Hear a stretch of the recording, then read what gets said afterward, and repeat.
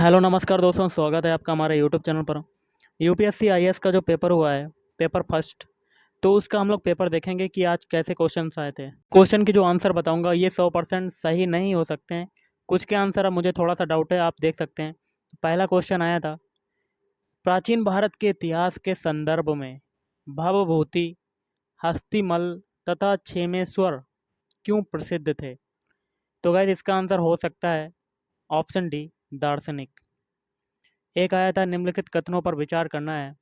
दो कथन दिए गए थे और उसमें से कौन सा कथन सही आपको बताना है। तो दोनों कथन ये सही हो सकते हैं, जिसमें पहला कथन है, 1919 के मॉन्टेग्यू चेम्सफोर्ड सुधारों में 21 वर्ष से अधिक आयु की सभी महिलाओं के लिए मताधिकार की संस्तुति की गई। और दूसरा है, 1935 के गवर्नमेंट ऑफ इंडिया एक्ट में विधानमंडल में महिलाओं के लिए आरक्षित स्थानों का प्रावधान किया गया।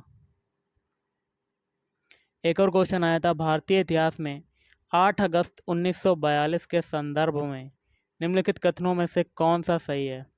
तो गाइस इसका आंसर हो सकता है ऑप्शन डी, क्रिप्स ने प्रस्ताव किए रखा था कि द्वितीय विश्व युद्ध समाप्त होते ही संपूर्ण डोमिनियन स्टेटस वाले भारतीय संघ की स्थापना की जाएगी। क्वेश्चन आया था, इनमें से कौन अंग्रेजी में अनुदित प्राचीन भारतीय धार्मिक गीति काव्य सॉन्ग्स फ्रॉम प्रिजन से संबद्ध है? तो गाइस इसका आंसर हो सकता है ऑप्शन डी, सरोजिनी नायडू।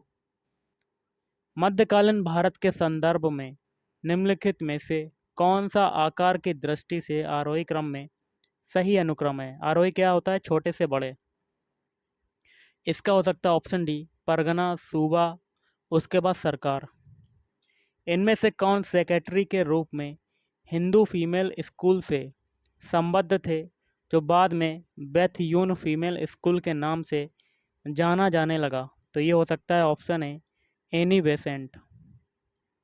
औपनिवेशिक भारत के संदर्भ में शाह नवाज खान, प्रेम कुमार सहगल और गुरबख्श सिंह ढिल्लो याद किए जाते हैं। तो इसका हो सकता ऑप्शन है स्वदेशी और बहिष्कार आंदोलन के नेता के रूप में। अगला क्वेश्चन पूछा गया था, भारतीय इतिहास के संदर्भ में निम्नलिखित कथनों में से कौन सा सही है? कोड का प्रयोग करके बताना। तो इसका आंसर हो सकता है दूसरा और तीसरा कथन।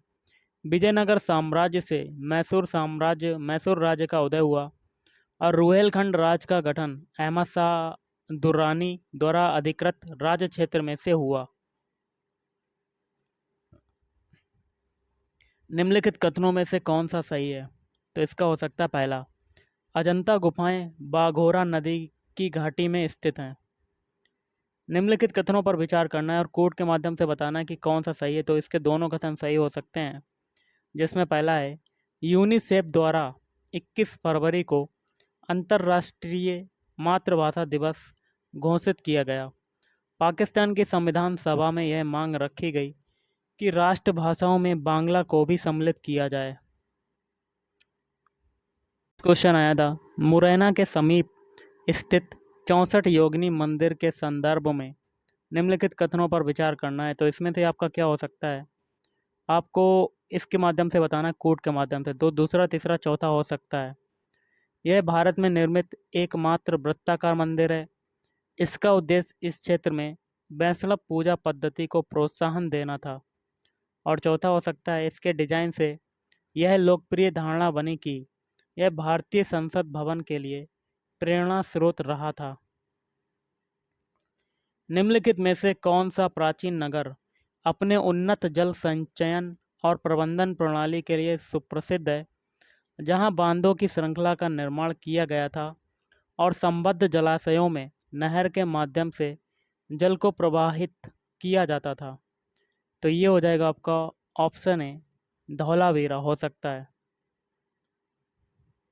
क्वेश्चन पूछा गया था, 17वीं शताब्दी के पहले चतुर्थांश में निम्नलिखित में से कहाँ इंग्लिश ईस्ट इंडिया कंपनी का कारखाना या कारखाने स्थापित था? तो गाइस कोड के माध्यम का प्रयोग करके बताना है। तो इसका आंसर हो सकता है ऑप्शन एक, भरूच।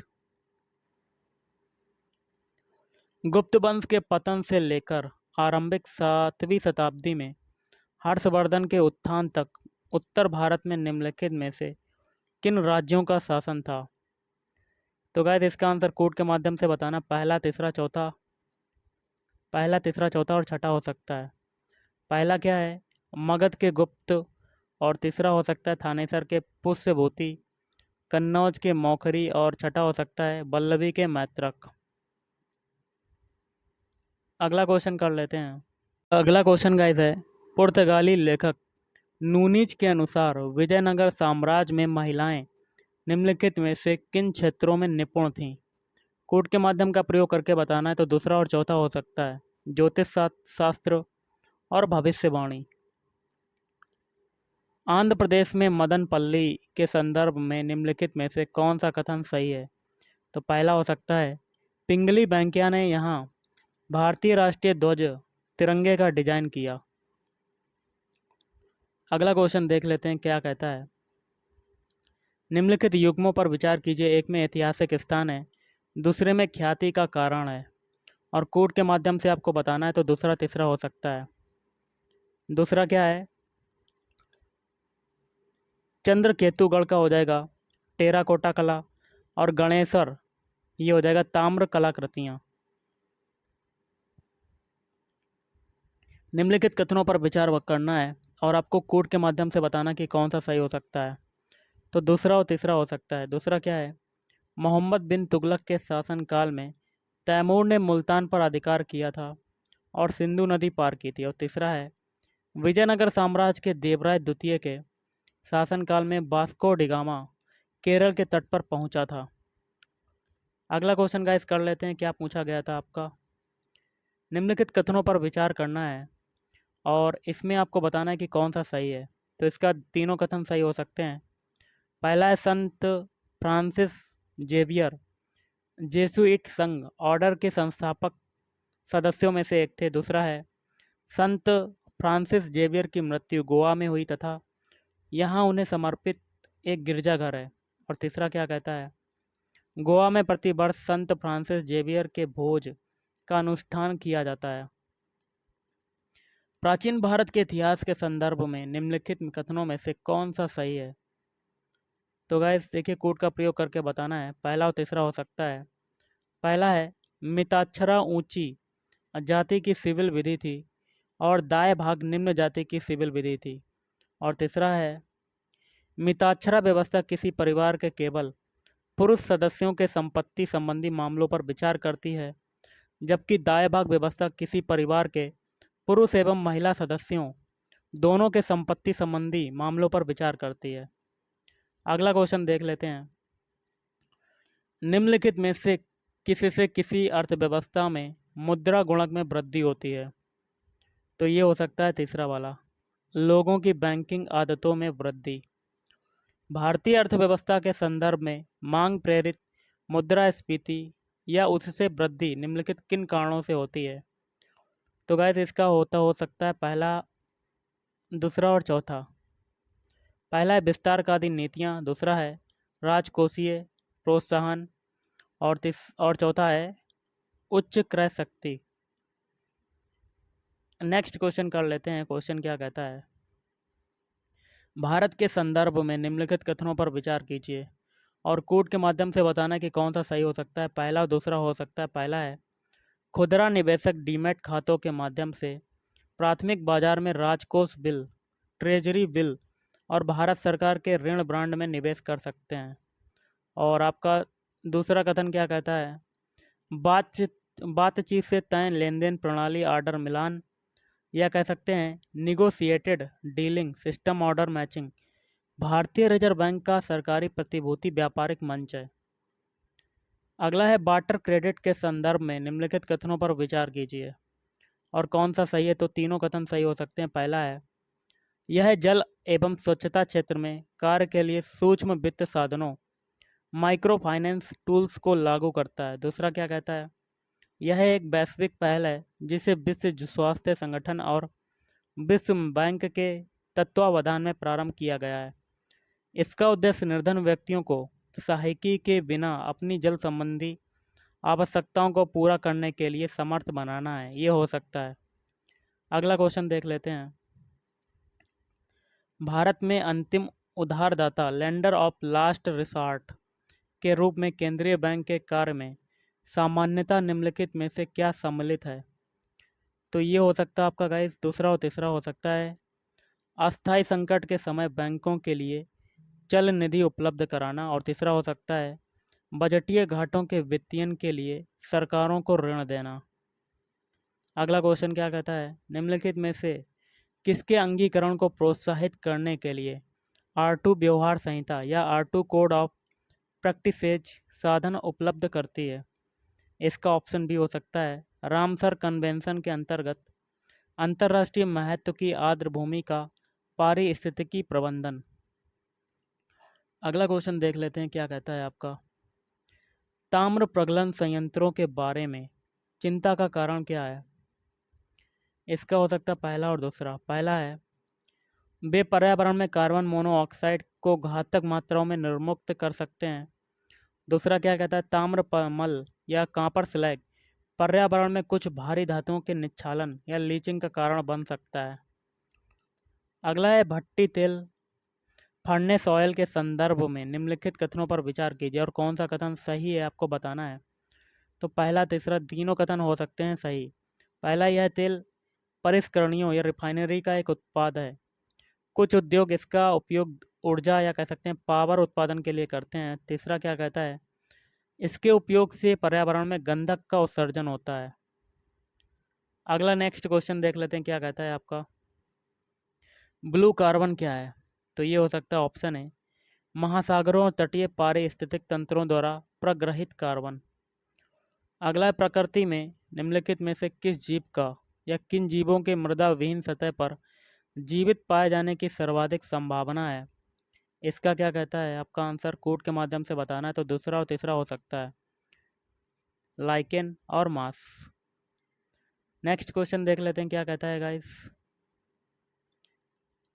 निम्नलिखित कथनों पर विचार करना है और आपको बताना है कि कौन सा सही है। तो पहला और तीसरा हो सकता है। पहला है केंद्र सरकार द्वारा भारतीय रिजर्व बैंक आरबीआई के गवर्नर की नियुक्ति की जाती है। तीसरा है आरबीआई का गवर्नर अपना अधिकार पावर आरबीआई अधिनियम से प्राप्त करता है। भारत में नियोजित अनियमित मजदूरों के संदर्भ में निम्नलिखित कथनों पर विचार करना है। तो देखिए इसमें से कौन सा कथन हो सकता है, पहला तीसरा तीनों हो सकते हैं। सभी अनियत मजदूर कर्मचारी भविष्य निधि सुरक्षा के हकदार हैं। सभी अनियत मजदूर नियमित कार्य समय एवं समयोपरि भुगतान के हकदार हैं। सरकार अधिसूचना के द्वारा यह भी निर्दिष्ट कर सकती है कि कोई प्रतिष्ठान या उद्योग केवल अपने बैंक खातों के माध्यम से मजदूरी का भुगतान करेगा। क्वेश्चन क्या कहता है, आर्थिक मंदी के समय निम्नलिखित में से कौन सा कदम उठाए जाने की सर्वाधिक संभावना है? तो इसका हो सकता है ऑप्शन डी, सार्वजनिक परियोजनाओं पर व्यय में कमी करना। निम्नलिखित कथनों पर विचार करना है और कौन सा सही आपको बताना है। तो पहला और चौथा हो सकता है। क्या कहता है आगे, अन्य बातें अपरिवर्तित रहने पर भी किसी वस्तु के लिए बाजार मांग बढ़ सकती है यदि, तो इसके लिए पहला और चौथा हो सकता है। कंफर्म नहीं कह सकता हूँ मैं, लेकिन एक्सपेक्टेड आंसर बता सकता हूँ। इसकी स्थानापन्न वस्तु की कीमत में वृद्धि, और चौथा है इसकी कीमत घटती है। अगला क्वेश्चन देख लेते हैं क्या कहता है, भारत में शहरी सहकारी बैंकों के संदर्भ में निम्नलिखित कथनों पर विचार करना है और कोड के माध्यम से बताना है कि कौन सा सही है। पहला और तीसरा हो सकता है। पहला क्या कहता है, राज्य सरकारों द्वारा स्थापित स्थानीय मंडलों द्वारा उनका पर्यवेक्षण एवं विनियमन किया जाता है। और कि तीसरा क्या कहता है, उन्हें वर्ष 1966 में एक संशोधन के द्वारा बैंककारी विनियमन अधिनियम 1949 के कार्यक्षेत्र में लाया गया था। भारतीय सरकारी बांड प्रतिफल निम्नलिखित में से किससे प्रभावित होता है? तो कोड का प्रयोग करके हुए बताना है। तो तीनों हो सकते हैं। पहला है United states federal reserve bank की कार्रवाई, भारतीय रिजर्व बैंक की कार्रवाई, मुद्रास्फीति एवं अल्पावधि ब्याज दर। अगला क्वेश्चन देख लेते हैं क्या आया था, निम्नलिखित पर विचार करना है और कोड के माध्यम से बताना है कि उपयुक्त में से किन्हें विदेशी प्रत्यक्ष निवेश में सम्मिलित किया जा सकता है। तो तीनों हो सकते हैं। स्टार्टिंग के विदेशी मुद्रा, संपरिवर्तनीय ब्रांड दूसरा है, कुछ शर्तों के साथ विदेशी संस्थागत निवेश, वैश्विक निक्षेपागार या डिपॉजिटरी प्राप्तियां। अगला है मुद्रा, निम्नलिखित कथनों पर विचार करना है। क्या कहता है, किसी मुद्रा के अवमूल्यन का यह प्रभाव यह है कि वह अनिवार्य रूप से क्या कर सकता है। पहला हो सकता है इसका आंसर, विदेशी बाजारों में घरेलू निर्यातों की प्रतिस्पर्धात्मकता को बढ़ाता है। अगला क्वेश्चन देख लेते हैं क्या कहता है गाइस। भारत में काले धन के सृजन के निम्नलिखित प्रभावों में से कौन सा भारत सरकार की चिंता का प्रमुख कारण है। इसका देखिए सी हो सकता है, राजनीतिक दलों को बड़े चंदे एवं क्षेत्रवाद का विकास। निम्नलिखित में से कौन सा अपने प्रभाव में सर्वाधिक मुद्रास्फीति कारक हो सकता है। इसका हो सकता है ऑप्शन डी, बजट घाटे के वित्तीयन के लिए नई मुद्रा का सृजन करना। क्वेश्चन कहता है, निम्नलिखित में से किसका उपयोग प्राकृतिक मच्छर प्रतिकर्षी तैयार करने में किया जाता है। तो इसका आंसर गाइस हो सकता है ऑप्शन बी, एलिफेंट घास। जीवों के निम्नलिखित प्रकारों पर विचार कीजिए और क्या कहता है, उपयुक्त में से कौन से जीव महासागरों की आहार श्रृंखलाओं में प्राथमिक उत्पादक हैं। तो दूसरा और तीसरा हो सकता है। तो दूसरा क्या है, साइनोबैक्टीरिया और डायटम। निम्नलिखित प्राणियों पर विचार कीजिए और आगे क्या कहता है, निम्नलिखित उपयुक्त में से कौन सा जीव परभक्षियों द्वारा पकड़े जाने की संभावना को कम करने के लिए स्वयं को लपेटकर अपने सुभेद अंगों की रक्षा करते हैं। तो पहला और दूसरा हो सकता है। पहला है जाहकिया हेजांग और दूसरा है सैल मूसा या कह सकते हैं मारमाट। नेक्स्ट क्वेश्चन देख लेते हैं क्या कहता है, वनों पर न्यूयॉर्क घोषणा, न्यूयॉर्क डिक्लेरेशन ऑन फॉरेस्ट के संदर्भ में निम्नलिखित में से कौन सा कथन सही है। कोड के माध्यम से बताना है। तो दूसरा और पांचवा हो सकता है। इसमें वन के ह्रास को रोकने के लिए एक वैश्विक समय रेखा का समर्थन किया गया। पांचवा क्या है, भारत इसके प्रारंभ के समय हस्ताक्षरकर्ताओं में से एक था। तंत्रिका अपहास या न्यूरो नेरेटिव समस्याओं के लिए उत्तरदायी माने जाने वाले मैग्नेटाइट कण पर्यावरणीय प्रदूषकों के रूप में निम्नलिखित में से किन से उत्पन्न होते हैं। तो देखिए पांचों हो सकते हैं, मोटर गाड़ी के ब्रेक, मोटर गाड़ी के इंजन, घरों में प्रयोग होने वाले माइक्रोवेव स्टोव, बिजली संयंत्र और टेलीफोन लाइन। अगला क्वेश्चन कर लेते हैं, निम्नलिखित में से कौन सा जीव निस्यंदक भोजी या फिल्टर फीडर है। तो अष्टभुज या कह सकते हैं ऑक्टोपस। निम्नलिखित जैव भू रासायनिक चक्रों में से किसमें चट्टानों का अपक्षय चक्र में प्रवेश करने वाले पोषक तत्व के निर्मुक्त होने का मुख्य स्रोत है। इसका हो सकता है कार्बन चक्र। निम्नलिखित में से कौन से जीव अपरदाहारी हैं। तो ये हो सकता है पहला वाला। कोड के माध्यम से बताना है, पहला, तीसरा और पांचवा। केंचुआ, उसके बाद तीसरा है मिलीपीड या सहस्त्रपादी, फिर है कास्ट यूका वुड लाइस। नेक्स्ट क्वेश्चन कर लेते हैं, यूएनईपी द्वारा समर्पित कॉमन कार्बन मैट्रिक को किस लिए विकसित किया गया है। इसका आंसर हो सकता है ऑप्शन डी, किसी इकाई समय या यूनिट टाइम में विश्व में जीवाश्मी ईंधनों के उपयोग से उत्पन्न होने वाले समग्र कार्बन पदचिह्न के आकलन के लिए। निम्नलिखित समूहों में से किनमें ऐसी जातियां होती हैं जो अन्य जीवों के साथ सहजीवी संबंध बना सकती हैं। तो इसका हो सकता है दूसरा और तीसरा, कवक हो जाएगा और आदि जंतु प्रोटोजोआ। नेक्स्ट क्वेश्चन कर लेते हैं, भारतीय संविधान के अंतर्गत धन का केंद्रीकरण किसका उल्लंघन करता है। तो शायद ये हो सकता है ऑप्शन डी, कल्याण की अवधारणा। भारत में संपत्ति के अधिकार की स्थिति क्या है। तो इसका आंसर ए हो सकता है, यह विधिक अधिकार है जो केवल नागरिकों को प्राप्त है। अगला 26 जनवरी 1950 को भारत की वास्तविक संवैधानिक स्थिति क्या थी। तो ऑप्शन बी हो सकता है, संपूर्ण प्रभुत्व संपन्न लोकतंत्रात्मक गणराज्य। अगला क्वेश्चन कर लेते हैं, क्या कहता है, संवैधानिक सरकार का आशय क्या है। इसका आंसर हो सकता है ऑप्शन ए, किसी राष्ट्र की परिसंघीय संरचना वाली एक प्रतिनिधि सरकार। भारत के संदर्भ में हल्बी हो और कोई पद किससे संबंधित है? तो इसका हो सकता है जनजातीय भाषा। भारत रत्न और पद्म पुरस्कारों के संबंध में निम्नलिखित कथनों पर विचार करना है। तो कोड के माध्यम से बताना कि कौन सा सही हो सकता है, सही नहीं है ये बताना है। तो पहला हो सकता है इसका, भारत रत्न और पद्म पुरस्कार भारत के संविधान के अनुच्छेद 18(1) के अंतर्गत उपाधियां, ये गलत वाला हो सकता है। निम्नलिखित कथनों पर विचार करना है और देखिए कोड के माध्यम से बताना है कौन सा कथन सही है। देखिए कथन 1 और कथन दोनों सही हैं और कथन 2 एक ही सही व्याख्या करता है। तो पहला कथन क्या है? संयुक्त राष्ट्र पूंजी निकाय विकास विधि UNDC, CDF और आर्बर डे फाउंडेशन ने हाल ही में हैदराबाद को विश्व के 2020 वृक्ष नगर की मान्यता प्रदान की है। इसकी व्याख्या 2 करता है, शहरी वनों को बढ़ाने और संपोषित करने के प्रति प्रतिबद्धता को देखते हुए हैदराबाद का 1 वर्ष के लिए इस मान्यता हेतु चयन किया गया। अगला है वर्ष 2000 में प्रारंभ किए गए लॉरियस विश्व खेल पुरस्कार लॉरियस वर्ल्ड स्पोर्ट्स अवार्ड के संबंध में निम्नलिखित कथनों पर विचार करना है और कोड के माध्यम से बताना है कि कौन सा सही है। तो तीनों हो सकते हैं।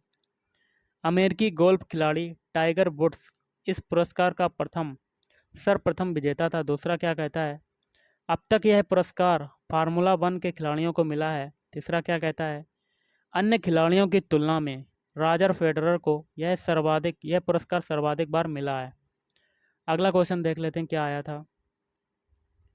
32वें ग्रीष्मकालीन ओलंपिक के संदर्भ में निम्नलिखित कथनों पर विचार करना है और कोड के माध्यम से बताना है कि कौन सा सही है। तो दोनों आपके कथन शायद गलत हो सकते हैं। ओके गाइस, ना तो एक और ना ही दूसरा। अगला है ICC वर्ल्ड टेस्ट चैंपियनशिप के संदर्भ में निम्नलिखित कथनों पर विचार करना है और कोड के माध्यम से बताना कि कौन सा सही है। पहला और दूसरा हो सकता है। पहला क्या कहता है? अंतिम दौर में पहुंचने वाली टीमों का निर्धारण उनके द्वारा जीते गए मैचों की संख्या के आधार पर किया गया। न्यूजीलैंड का स्थान इंग्लैंड से ऊपर था क्योंकि उसने इंग्लैंड की तुलना में अधिक मैच जीते। अगला क्वेश्चन देख लेते हैं। निम्नलिखित कथनों पर विचार करना है और कोड के माध्यम से बताना है कि कौन सा सही हो सकता है। तो दूसरा और तीसरा हो सकता है। दूसरा क्या कहता है?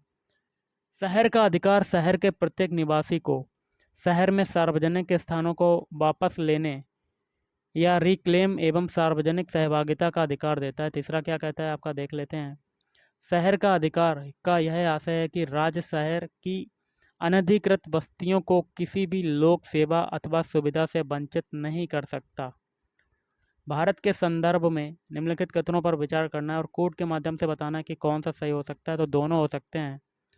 न्यायिक हिरासत का अर्थ है कि अभियुक्त संबंधित मजिस्ट्रेट की हिरासत में है और ऐसे अभियुक्त को पुलिस स्टेशन के हवालात में रखा जाता है, ना कि जेल में। दूसरा क्या कहता है? न्यायिक हिरासत के दौरान मामले के प्रभारी पुलिस अधिकारी न्यायालय की अनुमति के बिना संदिग्ध व्यक्ति से पूछताछ नहीं कर सकते। अगला क्वेश्चन देख लेते हैं क्या कहता है। भारत के संदर्भ में निम्नलिखित कथनों पर विचार कीजिए और कोड के माध्यम से बताना है कि कौन सा सही हो सकता है। तो दोनों हो सकते हैं। पहला है, जब एक कैदी पर्याप्त आधार प्रस्तुत करता है तो ऐसे कैदी को पैरोल मना नहीं किया जा सकता क्योंकि वह उसके अधिकार का मामला बन जाता है। कैदी को पैरोल पर छोड़ने के लिए राज्य सरकारों के अपने नियम हैं। राष्ट्रीय स्तर पर अनुसूचित जनजाति और अन्य पारंपरिक वन निवासी या वन अधिकारों की मान्यता अधिनियम 2006 के प्रभावी कार्यान्वयन को सुनिश्चित करने के लिए कौन सा मंत्रालय केंद्रक अभिकरण नोडल एजेंसी है? तो इसका आंसर हो सकता है ऑप्शन डी, जनजातीय कार्य मंत्रालय। कानून को लागू करने के मामले में कोई विधान जो किसी कार्यपालक अथवा प्रशासनिक अधिकारी को अनिर्देशित एवं अनियंत्रित विवेकाधिकार देता है, भारत के संविधान के निम्नलिखित अनुच्छेदों में से किसका उल्लंघन करता है? इसका हो सकता है अनुच्छेद 32। कंफर्म नहीं कह सकता लेकिन इसका ऑप्शन सी हो सकता है। अगला देख लेते हैं क्या कहता है। भारतीय राज्य व्यवस्था में निम्नलिखित में से कौन सी अनिवार्य विशेषता है जो यह दर्शाती है कि उसका स्वरूप संघीय है? इसका गाइस आंसर हो सकता है संघ की विधायिका में संगठक इकाइयों के निर्वाचित प्रतिनिधि होते हैं। निम्नलिखित में से कौन सा राज्य शब्द को सर्वोत्तम रूप से परिभाषित करता है? तो गाइस इसका आंसर हो सकता है ऑप्शन बी, एक निश्चित भूभाग के राजनीतिक रूप से संगठित लोग जो स्वयं पर शासन करने, कानून एवं व्यवस्था को बनाए रखने, अपने नैसर्गिक अधिकारों की रक्षा करने तथा अपनी जीविका के साधनों को सुरक्षित रखने का अधिकार रखते हैं। अगला क्वेश्चन देख लेते हैं क्या कहता है। भारतीय न्यायपालिका के संदर्भ में निम्नलिखित कथनों पर विचार कीजिए और कोड के माध्यम से बताना कि कौन सा सही हो सकता है। तो इसका आंसर दूसरा वाला हो सकता है। भारत में किसी भी उच्च न्यायालय को अपने निर्णय के पुनर्विलोकन की शक्ति प्राप्त है, जैसा कि उच्चतम न्यायालय के पास है। भारत के संदर्भ में निम्नलिखित कथनों पर विचार करना है और कोड के माध्यम से बताना कि कौन सा सही है। तो इसका दूसरा हो सकता है, जो व्यक्ति जन्म से नागरिक हो केवल वही राष्ट्राध्यक्ष बन सकता है। निम्नलिखित में से कौन सा कारक किसी उदार लोकतंत्र में स्वतंत्रता की सर्वोत्तम सुरक्षा को नियत करता है? इसका ऑप्शन डी हो सकता है, शक्तियों का पृथक्करण। इस क्वेश्चन क्या कहता है, सवाना की वनस्पति में बिखरे हुए छोटे वृक्षों के साथ घास के मैदान होते हैं, किंतु विस्तृत क्षेत्र में कोई वृक्ष नहीं होते। ऐसे क्षेत्रों में वन विकास सामान्यतः एक या एकाधिक या कुछ परिस्थितियों के संयोजन के द्वारा नियंत्रित होता है। ऐसी परिस्थितियां निम्नलिखित में से कौन सी हैं? देखिएगा, इस कोड के माध्यम से बताना है तो पहला, तीसरा और पांचवा हो सकता है। पहला है बिलकारी प्राणी और दीमक। तीसरा है चरने भाले तृणभक्षी प्राणी हर्बीवोर्स। तो मृदा के गुण। अगला क्वेश्चन है पृथ्वी ग्रह पर जल के संदर्भ में निम्नलिखित कथनों पर विचार कीजिए और कौन सा सही आपको बताना। तो दोनों हो सकते हैं। पहला है नदियों और झीलों में जल की मात्रा भूजल की मात्रा से अधिक है। दूसरा क्या कहता है ध्रुवीय हिमच्छद और हिमनदों में जल की मात्रा भूजल की मात्रा से अधिक है। अगला क्वेश्चन देख लेते हैं क्या कहता है। निम्नलिखित कथनों पर विचार करना है और कोड के माध्यम से बताना है कि कौन सा सही हो सकता है। पहला, तीसरा और चौथा हो सकता है। पहला क्या है मोरिंगा सहजन वृक्ष एक फलीदार सदापर्णी वृक्ष है। दूसरा क्या कहता है इमली का पेड़, ये नहीं हो सकता गाइस। इसका आंसर तीसरा और चौथा। भारत में अधिकांश इमली लघु वनोत्पाद के रूप में संग्रहित की जाती है। और चौथा है भारत इमली और मोरिंगा के बीज निर्यात करता है। भारत में काली कपास मृदा की रचना निम्नलिखित में से किसके अपक्षयण से हुई है? तो ये ऑप्शन बी हो सकता है, बिदरी या फिसर ज्वालामुखी ये चट्टान। अगला क्वेश्चन है पुनर्संयोजित रिकॉम्बिनेंट वेक्टर वैक्सीन से संबंधित हाल के विकास के संदर्भ में निम्नलिखित कथनों पर विचार कीजिए और कोड के माध्यम से बताने कि कौन सा सही है। तो पहला और दूसरा दोनों हो सकते हैं। इन वैक्सीनों के विकास में आनुवंशिक इंजीनियरिंग का प्रयोग किया जाता है। दूसरा क्या है जीवाणुओं और विषाणुओं का प्रयोग रोग वाहक के रूप में किया जाता है। आनुवंशिक रोगों के संदर्भ में निम्नलिखित कथनों पर विचार करना और कौन सा सही है तो आपको बताना है। तो पहला हो सकता है अंडों के अंतःपात्र इन विट्रो निषेचन से या तो पहले या बाद में सूत्र कणिका प्रतिस्थापन चिकित्सा द्वारा सूत्र कणिका रोगों को माता पिता से संतान में जाने से रोका जा सकता है। बालगार्ड या बालगार्ड फर्स्ट और बालगार्ड 2 प्रौद्योगिकियों का उल्लेख किसके संदर्भ में किया जाता है? तो ऑप्शन बी हो सकता है आनुवंशिक रूप से रूपांतरित फसली पादपों का विकास। अगला नेक्स्ट क्वेश्चन देख लेते हैं। किसी प्रेशर कुकर में जिस तापमान पर खाद्य पकाए जाते हैं वह मुख्यतः निम्नलिखित में से किन पर निर्भर करता है? तो कोड के माध्यम से बताना है तो दूसरा और तीसरा हो सकता है। दूसरा क्या कहता है ज्वाला का तापमान और ढक्कन का भार। निम्नलिखित पर विचार करना है और वो कहता है उपयुक्त में से किन्हें कृत्रिम या संश्लेषित माध्यम में संवर्धित किया जा सकता है? तो जीवाणु और विषाणु हो सकता है। निम्नलिखित कथनों पर विचार करना है कौन सा सही है? तो ये दूसरा वाला हो सकता है कथन। कभी कभी सामान्य जुकाम एडिनो वायरस के कारण होता है, जबकि एड्स HIV/एस या रेट्रो वायरस के कारण होता है। अगला है स्थायी कृषि परमाकल्चर पारंपरिक रासायनिक कृषि से किस तरह भिन्न है?